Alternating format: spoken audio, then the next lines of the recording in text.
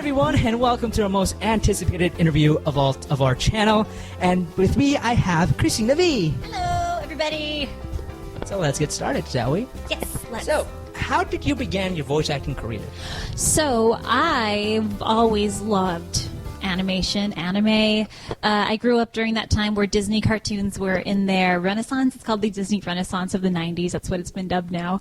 But I grew up during that time, and I wanted to be a voice actor. So I started doing it online. I try to do it as much as I could in any way that I could. So I did it online, and I was offered some opportunities with a dubbing company called Bang Zoom. Bang Zoom, yeah. A lot of people actually started with Bang Zoom. In a prior interview with Michelle Ruff, she told me that she started off with that company. Mm-hmm. They both started. She was in their first project, actually. Yeah. So and they saw something in me. I was lucky that I started young, and for me it wasn't. I don't know. It was more like a need. Like this is how I express myself, is through voiceover. So they really kind of cultivated me. They let me fail. You know what I mean? Like they put me in the booth. They raised you to become a voice actor, to become who you are today. Yeah. So I'm really thankful that they gave me those opportunities. And from there, I just kept honing my skills, getting better and better. Still taking classes, still doing my best to improve. And I've met other people who do it, and I've had great opportunities to audition for shows and projects, and I've been lucky with the characters that I've been cast as. I was going to ask, if voice acting was something you wanted to do, or you wanted to do something else, but as you just stated, you always wanted to do voice acting? Is that right? Well, when I was really young, I'm talking like single digits. I thought I was going to be an animator. I used to draw a whole lot, even throughout high school, and then something kind of switched. I was watching Sailor Moon one day, dubbed in English, and then I found that same clip in Japanese online, and I was probably like 12 years old, and that's when I realized that that's somebody's job. Somebody's the voice of Sailor Moon, and I wanted to be that voice. I got pretty darn close, let me tell you that, because I get to be Sailor Mars, so... Yeah, you did. Yeah. So like... you did the role again, right, in Sailor Moon Crystal, right? Yep, Sailor Moon and Sailor Moon Crystal, we recorded them at the same time. I remember I used to be a lot into, now I don't remember if the VHS tapes I owned, and I'm saying VHS tapes, I'm really old here. Just 22 years old, but I feel old. How old are you? 22. Oh, you're so young! But I say VHS, and then, we look around, and it's like, yeah, what are VHS, But, yeah, I remember owning, like, an entire collection of VHS Sailor Moon anime, and I'm not sure if you were in them or not. We're talking about what, 1990? No, I was probably 8. Oh. When it first came out. Oh, okay, yeah, because like the first versions of Sailor Moon, right? Yeah, I had those. Those are the ones, yeah. Right, I had those. And like the pink VHS. Yeah. I had those too. I love them. Yeah, I had those too. My favorite from the original dub was the Princess Serenity episode. Oh. When she turns into the princess for the first time and My Only Love plays. When I first saw that, I cried. And then I saw it again and I cried. I love it so much. It's so much fun. So, what was your first gig? My first gig? Yeah, as a voice actor. I can't really remember. I was just I started off doing incidentals in Walla, so not really big roles. My first, named character was in Rose and Maiden. I played some friends, and then in the second season I got to be Canaria. And then from there, my first lead role was Nanoha Takamachi in Magical Girl Lyrical Nanoha, and Louise in Familiar of Zero. Wow! So from there, just picked up, right? Yeah. Well, not overnight or anything like that. Yeah. Like even after I got my first lead roles, I was still in college, and. Out of curiosity, because we both. Kind of come from almost the same city. Yeah. What college was this? You didn't. Cal State Long Beach. Oh, Cal State Long Beach. Yeah. Right. Okay. Yeah. Cal State Long Beach. I go to Cerritos, so. I did take some classes at Cerritos. Oh, you did. Mm-hmm. Oh, wow. I took them. I'm pretty sure the campus during summer. Oh, during summer. Oh, yeah. okay. I don't know if really that's liked it. I like the campus. It's pretty good. Yeah. The campus has actually changed. There's some new buildings. They're extending it, actually. I saw it the other day. It was really cool. Oh, you went to it, or you just saw it? My parents still live in that area, so when I go down, Oh, wow. Yeah, I drive right past it. Wow, what do you know? I study near where she lives. That's kind of cool. Wow, that is awesome. So, can you tell us your funniest moments you've had in the audio booth? Now, when I ask this to voice actors, they always tell me the most funniest or crazy story. That's why I love this question. So, as you may know, that I just from meeting me the past 15 minutes, I burp a lot. Well, one time in the booth, I was recording fight sounds, reactions, and I farted. And here's the thing. They're like, hey, that was a great take. We just got a noise. We're gonna scrub it out, it's called. So they're playing it out as they were scrubbing it, and all I hear is I'm done. I'm out. And they didn't know. It was like my own secret shame because they didn't know what that was. They're just like, oh, we just have the sound. No, I eventually told the engineer, like, remember that? Like a year ago, you did this and you had to scrub out this noise. Like, yeah, that was totally a fart. Wow. Yeah. Do you have your own method of voicing characters, or is there something you do before you go into the audio booth or during? Method. Well, if I play a crime fighter, I go out and fight crime. I'm just kidding. Obviously. But I find that I'm very visually inclined. The visual of the character really helps me to form the voice and the characterizations. So even when we're recording video games, a lot of times they'll show you the character once, like in the first session, and then it'll just be an Excel sheet of characters. What I do is I'll usually have the character up on my phone, and for some reason that really helps me hone into the voice. Having the character on your phone? Just having like any picture, like a visual of it. Physical representation of the character itself. That really, I think that's really what helps me unlock who I think the character is. Out of all the characters you've voiced, who is your favorite? Now I know it's probably hard because you have all the characters to choose from. My favorite character? Yeah. All right.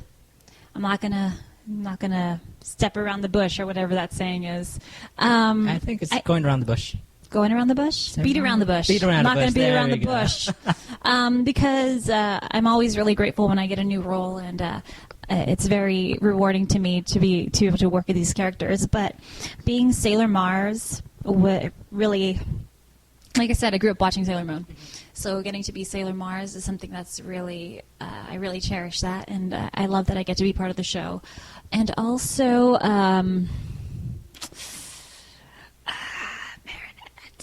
I freaking love Marinette so much. So much. And there, I mean, we're probably going to get around to this in another question, but she reminds me so much of Sailor Moon in a way, and working on the show, it gave me the same feelings that I had when I was watching Sailor Moon growing up as a kid. That same sense of wonderment and romance. Right, yeah, I got the same feeling, especially when she transforms, that whole transformation between Marinette, Chang, and Ladybug. The way she transforms, it resembles that of, Magical Schoolgirl. Yeah. Kind of type of Japan thing, and I think that's what the show. I think that's what they were headed with that. Yeah. And it has a Sailor Moon feel to it, especially when you compare how they transform in Sailor Moon between that and the show Miraculous Ladybug. You could right away see it. So we asked you already, what was your most memorable moment in the audio booth, and that was the whole farting thing. So what has been your most frustrating moment in voicing a character? Frustrating. Oh man. I think there are some times, especially when I was a younger actress, get the first few sessions getting to know a character, there would be times where I think that, like, especially actors are really hard on themselves. Like, I want it to be great, and I want it to be great now, and I want it to be great from the beginning. And I think when I was younger, I really gave myself a hard time. So it wasn't really the project or the character or anybody else but myself kind of putting that pressure on me. And I found that by letting that go and of course giving more trust to the director and to the writers and the engineer, that not only is it an easier experience, but the end result is typically a lot better. Right, because you're less stressed out, less tensed, To, like, over-analyzing it, over-analytical, which which I find now, like, I know a lot of young actors will record an audition over and over and do every single line like 15 times and find the great one. But these days, I go with my gut and I do it, and usually those are the ones that I end up booking. So here, we're going more into the fandom of the anime fandom, and Yes. one of the, I don't know if you noticed, but one of the controversies that the anime fandom has, in the sense of anime productions and stuff like that, is English dubs, and that is very, very, it's seen very, very obvious with the new anime Love Live. From what I saw is that the anime fandom, some of the, if not most of the anime fandom, gave a lot of backlash when they announced the English voice cast. Some going as far as saying this person sucks as a sole character, or saying I didn't want this voice actor as a certain character. Yeah. You know, what is your opinions of that? I mean, does that bother you, or I mean? You know what? I think that the most vocal people are the ones who have the negative opinions. Like, it was put into perspective for me, like, when you go on Yelp, you don't see a lot of, like, oh, this was so amazingly wonderful. It's a lot of, like, no, this place is horrible. So I think that that's why it seems like a lot of the most people are against it. But it's a weird thing, because like I said, I grew up watching anime, and I would watch subs and dubs. But there's like this general feeling that subtitled anime is better, and that it's more natural. Some people go as far as saying that why would you? So, on the other side, that people love those who love English say that why watch an anime subbed in a language you don't even understand. And I personally stand in both in the middle of both spectrums, because I watch both dubbed and subbed. And I mean, personally for me, I watch subbed because at the moment right now I'm learning Japanese. I'm studying Japanese, so watching or hearing in Japanese kind of helps me out, sort of like a phonics kind of thing. Yeah. Right. But the truth is, when you're watching a subtitled anime. And personally, I do watch both, but the reason why I lean towards to watching things that are localized is because you're not getting the same experience. You think you're getting the same experience as you are if you were in Japan watching a Japanese show, but you're not. First of all, if you don't speak the language fluently, you're actually interpreting the show through the eyes of the translator in that particular translation. And also, there's a lot of, like, it's really odd, because, of course, being a dubber, again, when I was younger, I thought it was, like, a fault that everybody has to love my work. But the truth is, like, one, it's personal preference. Two, like I said, it's still not the same experience. And three, even, like, if you ask people in Japan about the voice acting in anime, it's different. I mean, we're not replacing anything. The Japanese track will always be there. This is a new interpretation. We are not the English version of the Japanese voice actors. We are our own artists. Yeah, we're our own artists, and we're bringing everything we have to these characters. So apart from doing video games and anime, I've noticed that you have at least a few dubs in live action. You were the correct me if you're wrong, if I'm wrong, but I think you were the main protagonist in the original version of the One Missed Call movie. Were you? Oh, you know what? That was a dub. Right. Yeah. Dub. That's what I meant. Yes. Dub. Yeah. And also, I noticed that currently, right now, you're working on a live-action film. I'm not sure if it's independent film or if it's, major production or something. Can you tell us something about that?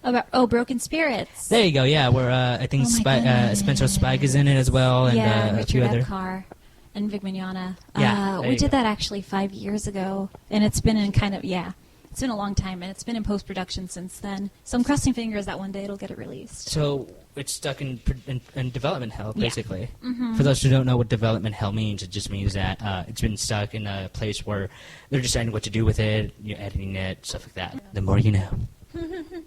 Can you tell me any other projects that you're working on currently? Currently, we are fundraising for a dub of Skip Beat, which is a really cute show. The fundraiser actually went live. Today is March 1st. It went live today, so maybe when this interview is aired, hopefully it'll be funded, but I am helping out with the casting in that, and I might also be assistant directing.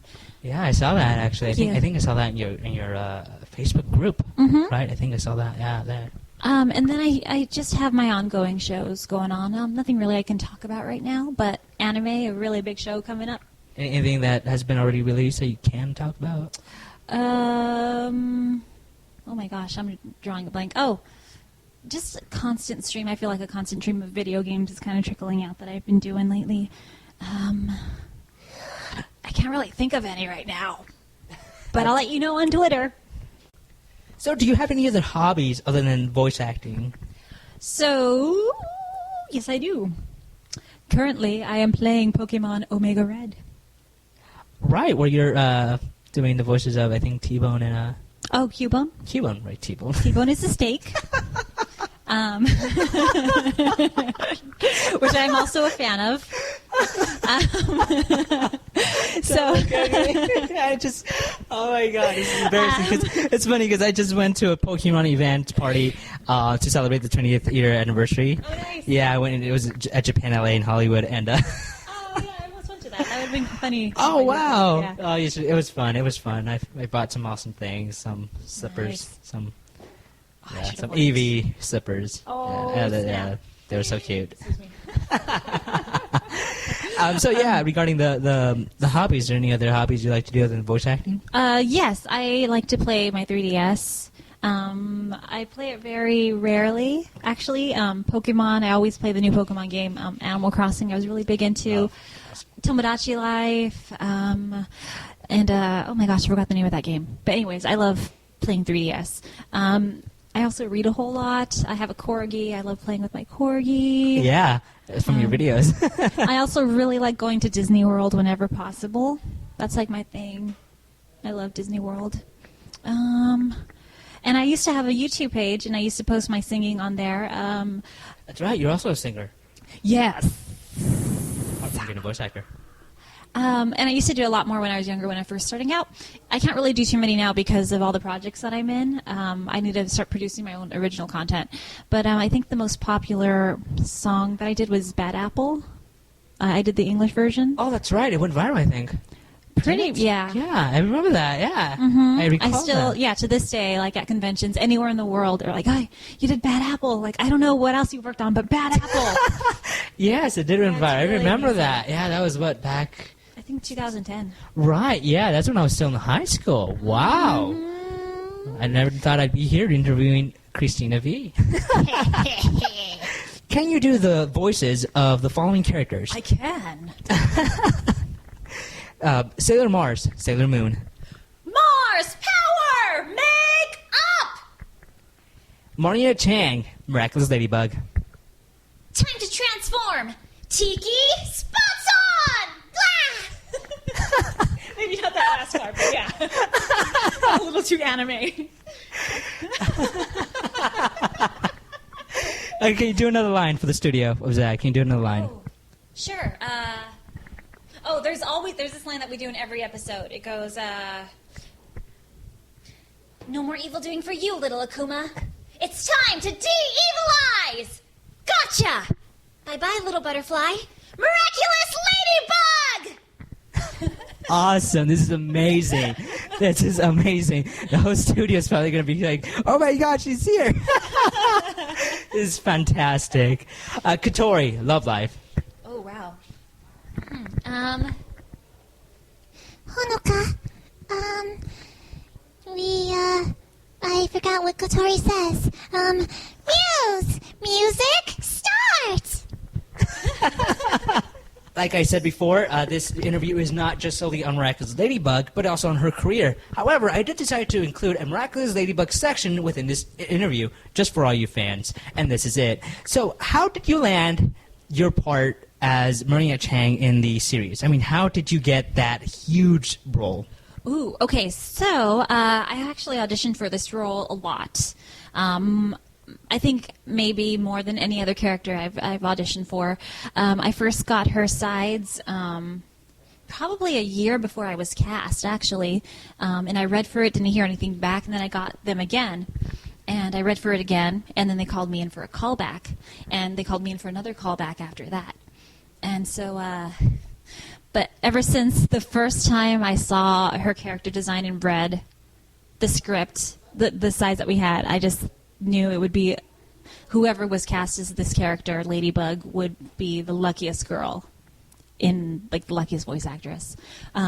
And I fell in love with her right away. Were you aware of the show before you got the part of Marina Chang? I was not, and I'm kind of surprised because I keep up to date with like anime news. Like I'm constantly on Crunchyroll just seeing, and I'd never seen the PV before I got the audition. Actually, before I got the callback, they said that there might be some materials I can look at online, and I saw the anime PV, and that made me just want it even more. I was like, this show is amazing. You could just tell, like right off the bat.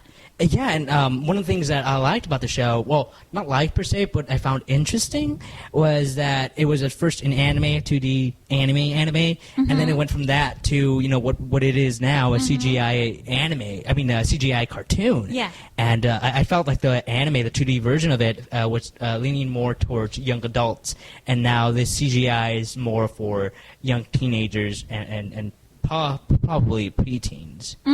Right, yeah. Yeah, I mean, the animation is like, I've never seen anything like that on TV. It's beautiful. It looks like it should be in theaters. Like, every episode is just so beautiful. What has been your favorite episode you've recorded so far? My favorite episodes... Okay, so I have my favorite villain, and that's Eve Illustrator. Eve Illustrator, I guess? Eve Illustrator, that's her. Eve Illustrator. But my favorite episodes, I think, I'm having a tough time choosing between the origin stories and the last episode. They're just great. I love them so much. You should have seen me in the booth. I was like, oh my god! So, Marina Chang, do you have a crush? Me? What? No. I mean, it's not like I have pictures of Adrian all over my room and then my laptop or anything like that. No way! I'm totally into schoolwork and working hard, and that's what I'm sticking to. And tending to your parents' bakery. And tending to my parents' bakery. What are your opinions on Ladybug? Ladybug? I think she's the coolest. I mean, Paris totally needed a superhero like her. And I mean, Cat Noir, he's alright, but Ladybug, I think any man out there would be lucky to date her. Pizza or crepes? Ooh, well, you know what? I really like pizza for the savory quality, but if we're going for, like, dessert or treats, I would totally ask Alia to go out with me and buy some crepes. When you're not fighting crime, what are you doing? Well, what I do when I'm not fighting crime is a secret.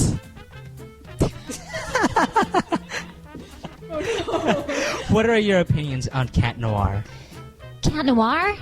Well, I mean, I'm really grateful for him for helping me out and everything, but I think we know who the real brains of the operation are, if you know what I mean. So, what's your secret identity? I'll never tell. It's a secret.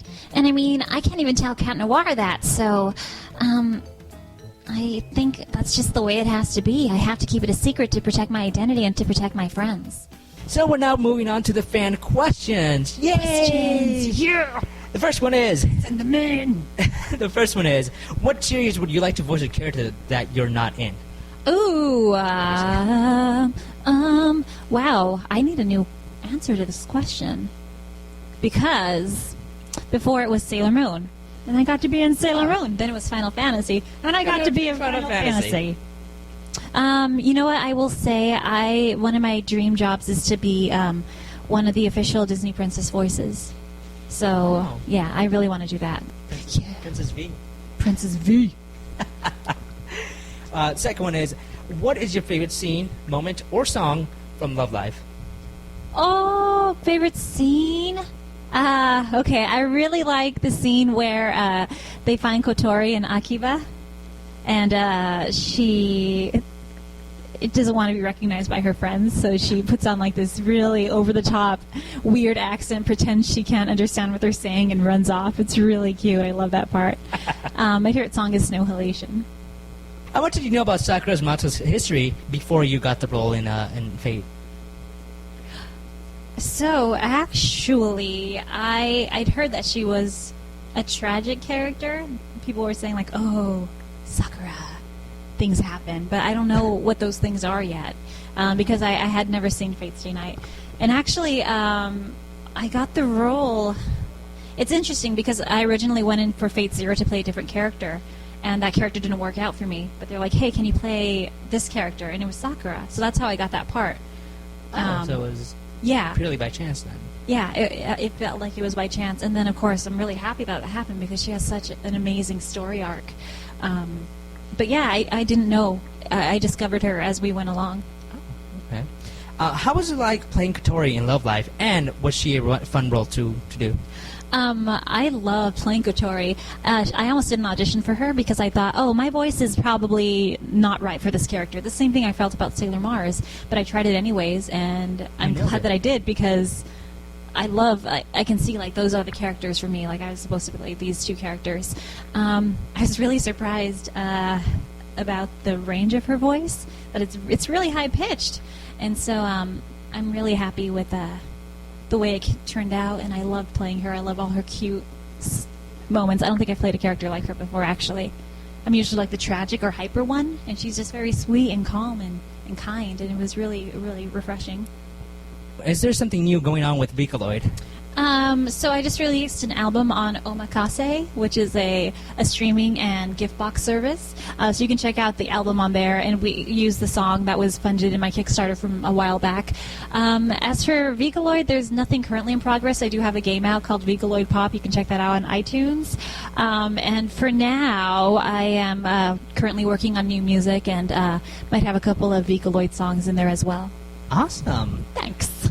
Were you thinking of performing covers of the songs in Love Live? Ooh, I can't do that and post it online, unfortunately. But maybe if we're at a convention, I can sing some Love Live karaoke. I wouldn't mind that.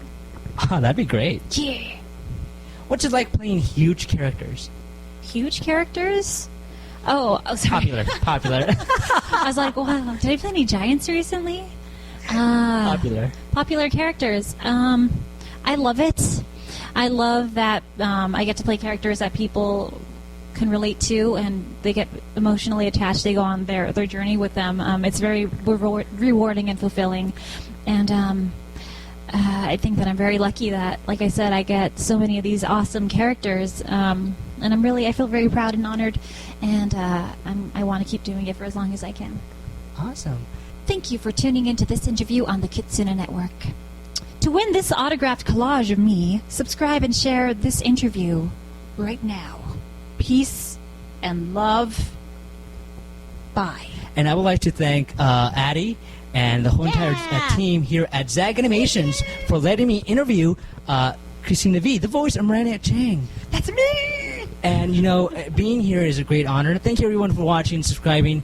I do this for you guys. And, as usual, until next time. I'm never leaving. Normal.